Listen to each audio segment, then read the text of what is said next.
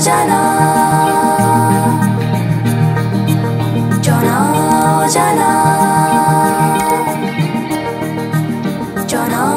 অজানা। নমস্কাৰ প্ৰিয় দৰ্শক আৰু শ্ৰোতা, জনা অজানা আমাৰ এই চেনেললৈ আপোনালোকক পুনৰবাৰ স্বাগতম জনাইছোঁ। যোৱা 3টা খণ্ডত আপোনালোকে যি ধৰণে আমাক সহায় দিলে সেই সহায়ে আমাক যথেষ্ট অনুপ্ৰাণিত কৰিলে, উৎসাহ যোগাইছে আৰু আমি পৰৱৰ্তী যিবিলাক আমাৰ বিষয় আহিব সেইবিলাক আগবাঢ়িবলৈ আমাৰ সুবিধা হ'ব। আজি আমি বিশেষ এজন ব্যক্তিক আমাৰ মাজলৈ আমন্ত্ৰণ জনাই আনিছোঁ, যিগৰাকী ব্যক্তিয়ে বিহুক লৈ আজি বহু দিন ধৰি তেখেতৰ নিজাববীয়া প্ৰচেষ্টাত এই বিহুখিনিক আগবঢ়াই নিবলৈ চেষ্টা কৰিছে, নতুন প্ৰজন্মক শিকাবলৈ যত্ন কৰিছে। আৰু এটা কথা ক'বলৈ পাই ভাল পাইছোঁ, শিৰাই শিৰাই যাৰ বিহু সোমাই আছে সেই ব্যক্তিজন হ'ল দুৰ্লভ বুঢ়াগোহাঁই। নমস্কাৰ। বুঢ়াগোহাঁই ডাঙৰী, আপোনাক সেৱা জনাইছোঁ আৰু আগতীয়াকৈ আপোনাক বিহুৰ ওলগো জনালোঁ। আমাৰ ফালৰ পৰাও অসমবাসীৰ লগতে ভাৰতবাসী, বিশ্ববাসীলৈ হয়, য'তে যেনেকৈ আমাৰ কুটুম্ব আছে, হয়, আপোনালোকৰ চৰণত ধৰি বিহুৰ শুভেচ্ছা মই মোৰ ফালৰ পৰা জ্ঞাপন কৰিছোঁ। হয়, বুঢ়াগোহাঁই ডাঙৰী, এটা কথা নহয়, বিহু বুলি ক'লে এফাকিৰে আৰম্ভ নকৰিলে জানো ভাল লাগিব? আচলতে বিহু বুলি ক'লেতো সাধাৰণতে বিহু নামেৰেই কথা পাতে। অৰ্থাতে উকিটো মাৰি ল'ব, তাৰপৰা ক'ৰবাত যদি কেনেবাকৈ কোনোবা লগৰ এজন দূৰ দেখে, ঐ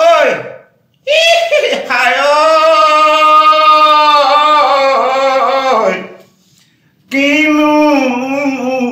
বিনন্দিয়া সৰজিলাই চহৰ ঐ পিৰি বলিয়া কৰি এনোৱা পিৰিতি যাব গৈ লাগিলে কোনে পাবা বিচাৰি কান্দি। ইমান ভাল লাগিল। বুঢ়াগোহাঁই ডাঙৰী, আমি আগবাঢ়োঁ। আজি যিটো আমি কাম কৰিবলৈ লৈছোঁ, আমি বিশেষভাৱে এটা কথা মনত ৰাখিছোঁ যে আমাৰ নতুন প্ৰজন্মৰ যিসকলে বিহু গীত মাতৰ চৰ্চা কৰিছে আৰু যিসকল প্ৰৱাসী অসমীয়া বিহুৰ দিনা খুব হয়তো ঘৰলৈ মনত পৰিব, সেই পুৰণা দিন, কাৰোবাৰ ঘৰখন ধৰক গাঁৱত আছিল, সেই পুৰণি কথাবোৰ মনত পৰিব। গতিকে আমি লক্ষ্যটো ঠিক কৰি লৈছোঁ তেখেতসকলক উদ্দেশ্য কৰি। যি কি নহওক, প্ৰথমতে আপুনি এটা কথা ক'ব লাগে যে আমাৰ গামোচা আৰু বিহুৱান, এই গামোচা আৰু বিহুৱানৰ পাৰ্থক্যটো আপুনি আকৌ এবাৰ আজি কৈ দিব লাগে। ঠিকেই ধৰিছে আপুনি। বহুদিন বিহুৰ মানে চিঞৰি চিঞৰি গোৱা নাই, বুজিছেনে? আৰু গোৱা নহয় এতিয়া এইবিলাক। গতিকে ইয়াৰ পৰা ঠিকেই, গামোচাখন নহ'লে বিহু নালাগে, ঠিকেই কৈছে। এতিয়া চাওক, গামোচা শব্দটো সাধাৰণতে অংগবস্ত্ৰ এখন, এই নামটো পাছতহে ওলালে। যেতিয়া অংগবস্ত্ৰৰ কাৰণে গাটো মুচি দিলে তেতিয়া গামোচা হ'ল, কিন্তু সঁচাকৈ ধৰি সেইখন অংগবস্ত্ৰ। সেইখন গাত যেতিয়া য'ত লয় সেইখনে তাৰ নামা আকাৰটো, গা মচিছে গামোচা হ'ল, মূৰত যেতিয়া পাগুৰিটো মাৰিলে এতিয়া হাঁচতি হ'ল, কঁকালত যেতিয়া মাৰিলে একেখনকে মই গৈছোঁ ৰ কেনেকৈ টান মাৰিলে টঙালি হৈ পৰিলে, আৰু কিবা এটা বস্তু বান্ধিলে এখন হাঁচতি হ'ল, টোপোলা। গতিকে স্থান হেৰালে মান হেৰায়। গামোচাখন সাধাৰণতে আমাৰ অসমীয়া মানুহে এমূৰীয়া গামোচা দিব বিহুত, এপাহ ফুল বাঢ়িছে। সেই ফুলপাহ নিজৰ মানুহজনৰ কাৰণে বাচে। তেওঁ হিয়া এখনেই, তেওঁ হিয়া এখন নিজৰ স্বামী বা গাভৰুজনীয়ে নিজৰ মনে বচা মানুহজনলৈ য'ত সংসাৰ কৰিম বুলি ভাবিছে, তালৈ এপাহ ফুল বাচোঁ। আজিকালি ল'ৰা ছোৱালীবিলাকে দুমৰীয়া গামোচা পিন্ধিছে, সেইখন হৈছে সত্ৰ গামোচা, সত্ৰ ৰজ তম গামোচা। গামোচাখনতে ৰজগুণ, গামোচাখনতে ৰজবস্ত্ৰ, আৰু চুৰি এখন হৈছে সত্ৰ, আৰু এখন হেৰি কি কৰে চেলেং হৈছে তম, ৰজ, এইখন তম, গামোচাখন ৰজ, আৰু এইখন চেলেংখন সত্ৰ। এই তিনি গুণটা আছে। এই তিনি গুণত গামোচাখন যেতিয়া আপুনি গাঁও মচিলে গামোচা হ'ল, কঁকালত বান্ধিলে টঙালি হ'ল, মূৰত মাৰিলে হাঁচতি হ'ল, টোপোলা এটা বান্ধিলে টোপলি হ'ল। কিন্তু যেতিয়া আপুনি একেখন গামোচাৰে বিশেষ এজন ব্যক্তিক সম্ভাষণ জনালে বা ৰাজহুৱা স্থানত বা নিজৰ ঘৰতে আমাৰ গামোচা এখনে আদৰা এইটো পৰম্পৰা আছে সকলো মানুহৰ, এখনে শিপিনী, সেইখন তেতিয়া মান বস্ত্ৰ, ফুলাম মান বস্ত্ৰ, তাৰ নামটো তেতিয়া যেনেকৈ আপোনাৰ ধৰক যিকোনো এটা বস্তু কিছুমানে দুটা, এতিয়া আমি পাছলৈ আহিম যেনেকৈ নাম আৰু গীতৰ কথা ক'বতো, ভাৱাৰ্থক একেই, যেতিয়া আমি ব্যৱহাৰ কৰিম তেতিয়া সেই সময়ত তাৰ নামটো ছিগি দিব। আৰু বিহুখন হৈছে একেখনেই গামোচা, যেতিয়া সেই একেখনেকে গামোচা যেতিয়া বৌকে দেউৰেকক দিলে বা অন্য গাভৰু এগৰাকীয়ে নিজৰ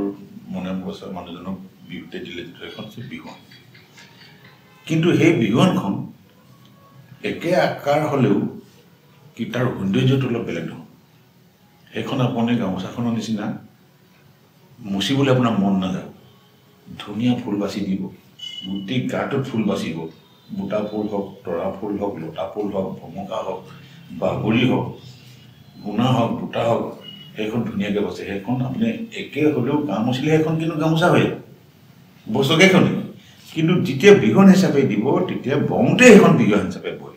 তাৰপিছত আমি আৰু এটা বিষয়লৈ যাওঁ। এইটো যিহেতু আমি কৈছোঁ যে নতুন প্ৰজন্মৰ যিসকলে বিহু গীত মাতৰ চৰ্চা কৰিছে,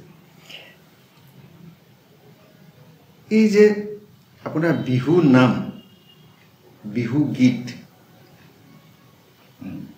আমি কেতিয়াবা একে কৰি পেলাওঁ, আচলতে একে কৰিব লাগে নে বিহু নাম বিহু গীতৰ কিবা পাৰ্থক্য আছে? এতিয়া নাম মানে হৈছে হঠাৎ চটকপটকভাৱে চকুৰ আগত যিটো ভাহি থাকিলে কম কথাত যিখিনি বহুত অৰ্থ প্ৰকাশ কৰি নিজে নিজে কৈ দিব পাৰি, সেইটো হৈছে নাম। আৰু গীত হ'লে মানে চকী টেবুলত বহি ল'ব লাগিব, ভাবিব লাগিব, এটাকে লিখি ল'লেও 4 দিনো লাগিব, সেইটো গীত। এতিয়া বিহু গীত, এতিয়া বিহু গীত সাধাৰণতে 10-12 হেৰিকৈ গাই আছে, এইবিলাক চেনেলবিলাক পথাৰলৈ গৈ জুমনি নচোৱাই যে নাচি আছে, নচুৱাই আছে, সেইবিলাক হৈছে লিখি লৈছে, হাৰমনিয়ামখন আগত লৈ স্বৰ বহাইছে,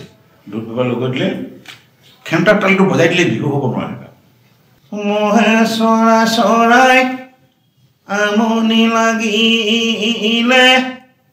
ঐ মহৰ নাকৃতি ধৰি লৈ ভাবো, হে তুমি মোৰ চিনাকি, তুমি মোৰ আজলি, তোমাৰ কথা ভাবি মই কান্দো। এইটো এটা বিননি। আৰু এটা আছে, দিনত পোহৰ কৰে সূৰ্য দিবা কৰে, ৰাতি নোপোহৰ কৰে যোনে, হায় কাঁহী বাতি ভাগিলে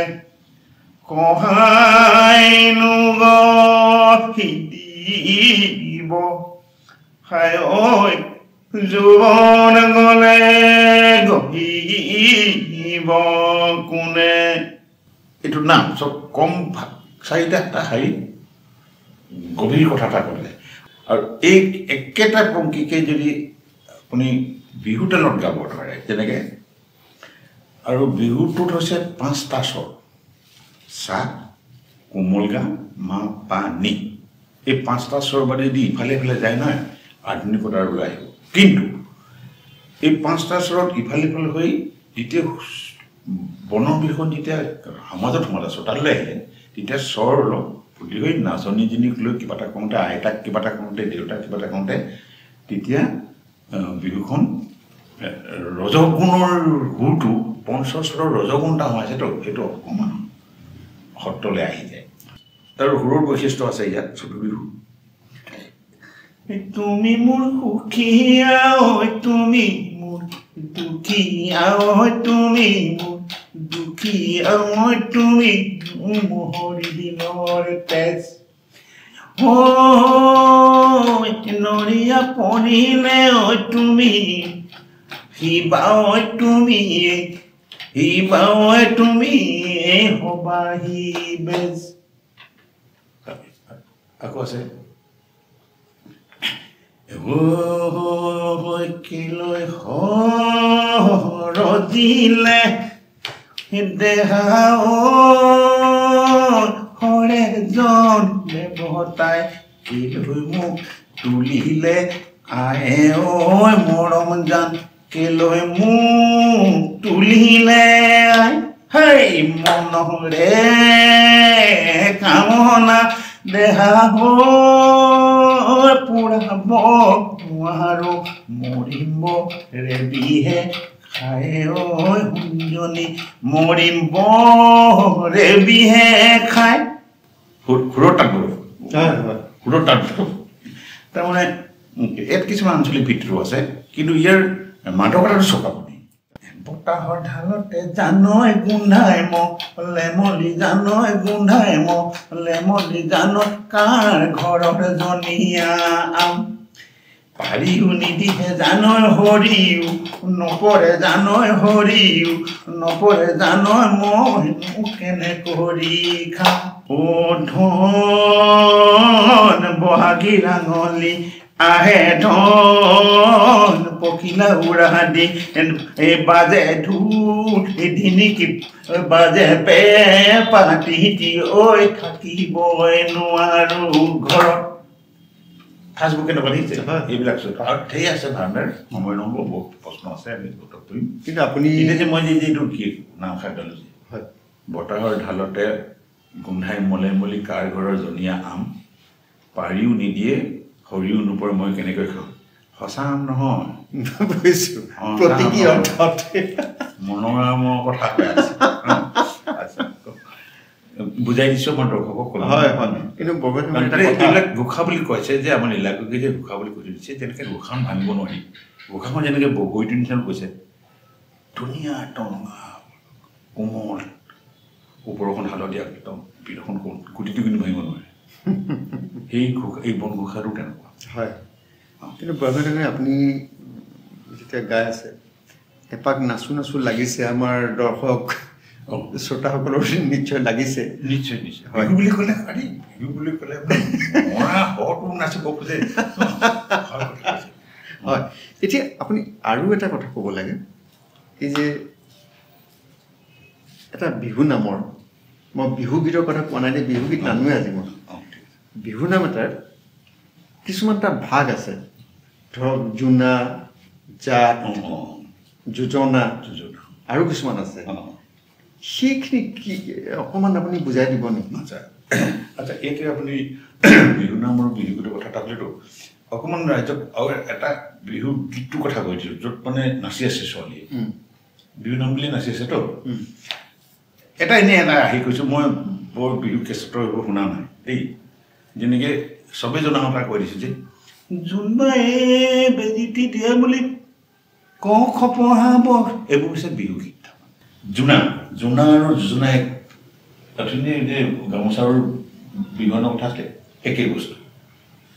জোনা মানে হৈছে কিবা এটা কৰাৰ আগত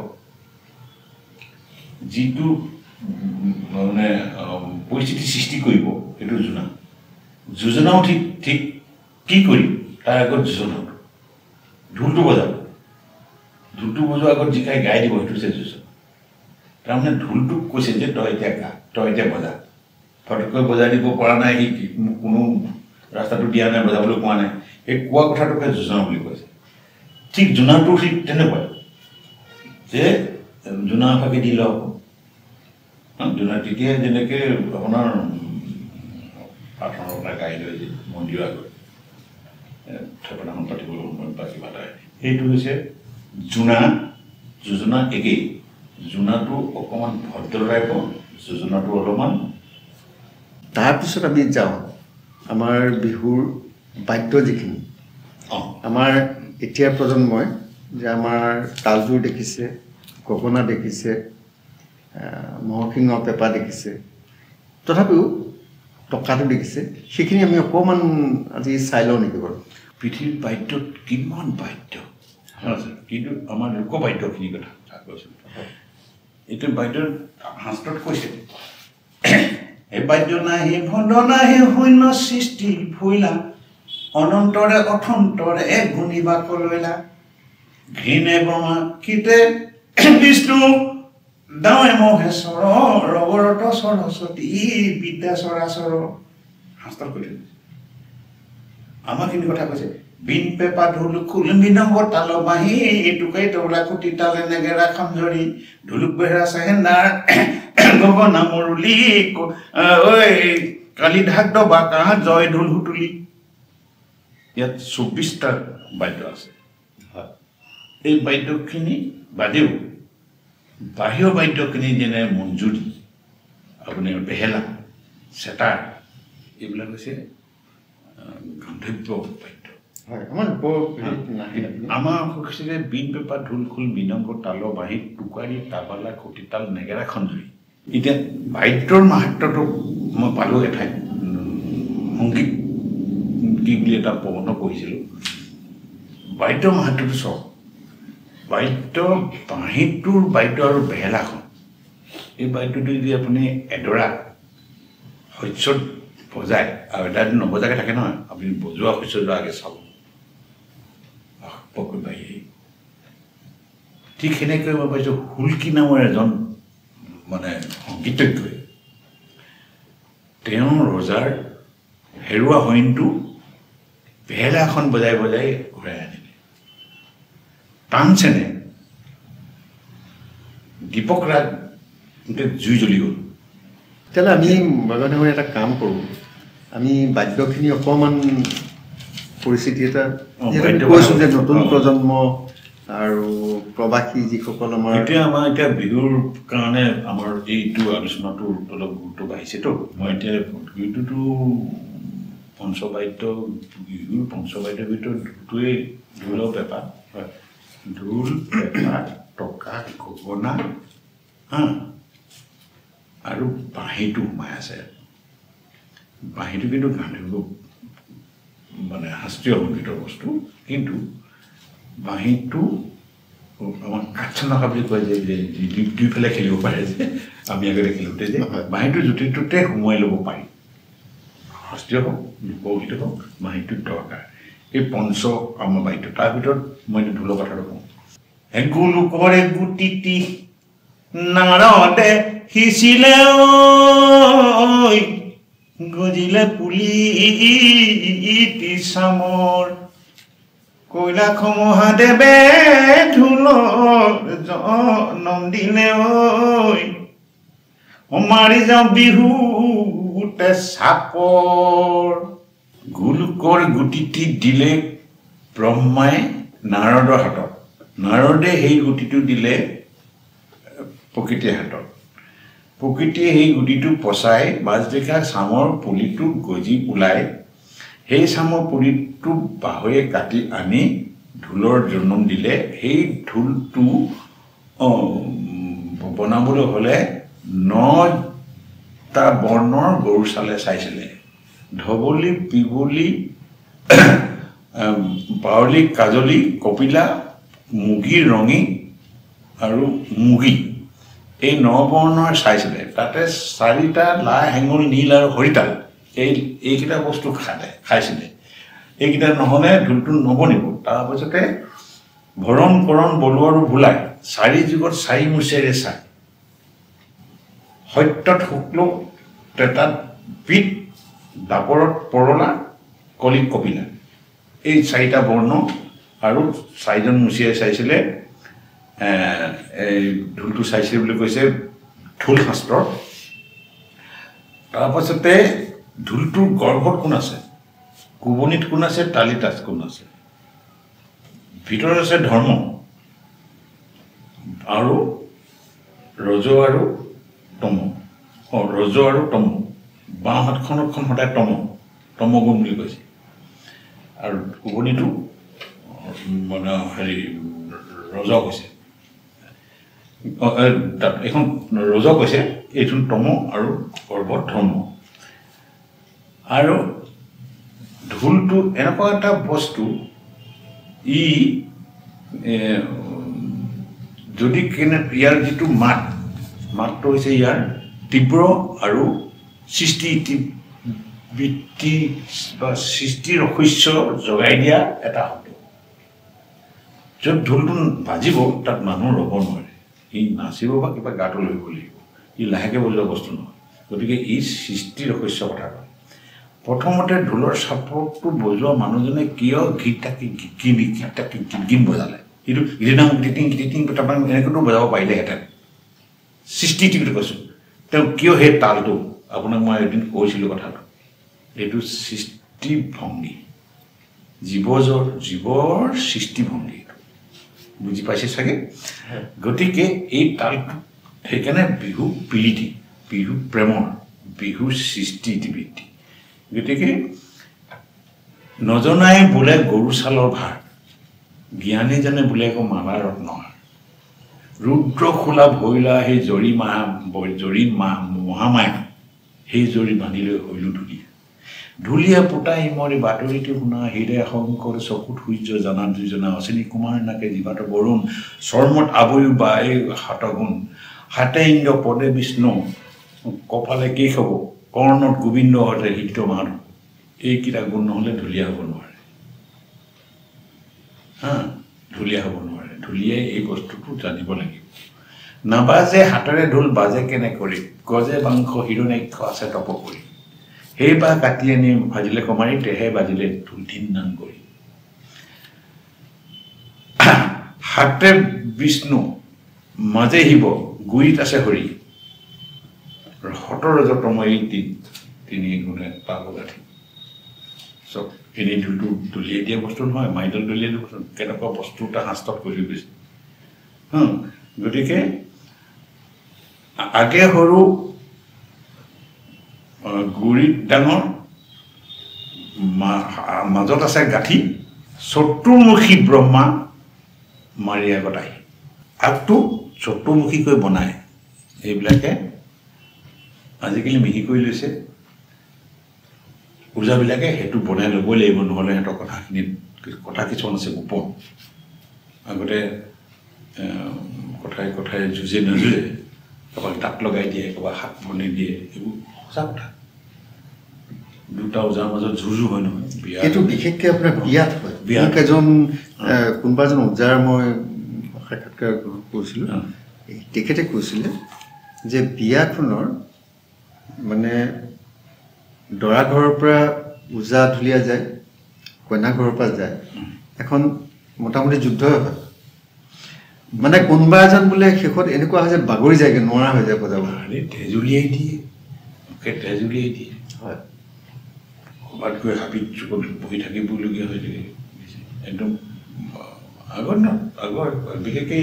অবিভক্ত যোৰহাট জিলাত আছিল যোৰহাট জিলাত ঠিকে অবিভক্ত তাৰমানে বিশেষকৈ তিতাবৰ সেইখিনি তেতিয়া অঞ্চলটোৰ সেই তেতিয়া আছিলে সেইটো এনেকুৱা কাৰোবাৰবিলাক বাৰু যিয়ে নহওক ঢোলৰ ইতিবৃত্তিটো তেনেকুৱা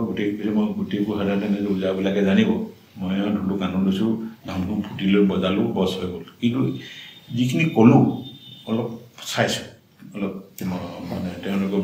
অভিজ্ঞজনে লিখা কিতাপ পত্ৰ মই চাইছোঁ সেয়েহে ক'ব পাৰিছোঁ আৰু মোৰ মনত সোমাইছে যিকেইটা বাদ্য আপুনি আনিছে বিশেষকৈ ম'হৰ শিঙৰ পেঁপা ম'হৰ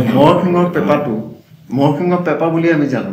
কিন্তু এইটো ম'হৰ শিংটোনো কেনেকুৱা হ'ব লাগে এইডোখৰনো কি বুলি কয় এইটো কি বুলি কয় ইয়াৰ জন্ম ইতিবৃত্তিটো আজিলৈকে মই ক'তো কোনো কোৱা শুনা নাই কিন্তু মই এটা বনাই থৈছোঁ সত্য হ'ব লাগে তাৰমানে ম'হৰ শিঙা দুটি চাই ইতি হিতি গোৱালৰ ভৰ খানাই কৰতি কাটিব ফু দিব যাব এৰিব জমৰে দাই সৃষ্টিটো কৰি লৈছে গতিকে এইটো হৈছে মোক প্ৰকৃতিভাৱে মহে দিয়া পেলনীয়া বস্তু এটা আছে বুটলি আনি পিনে ইমানেই ভাল জেগাত লগালেহি পেলনীয়া নহয় জানো এইবিলাক গতিকে পেলনীয়া বুলি কৈছিলে এতিয়া এইটো বিচাৰি পাবলৈ নাই এইটো 8,000 এইটো এইবোৰ ঠোলা গপনদা বুলি কয় বা নলিচা মুখনি চুপহি ইয়াৰ অংগ এইকেইটা আজিকালি ল'ৰাই জনা উচিত এতিয়া এইটো কিহৰ বনাইছে আজিকালি ল'ৰাই নাযায় নল এইটো নল এইটো বাঁহ এইটো বমহীন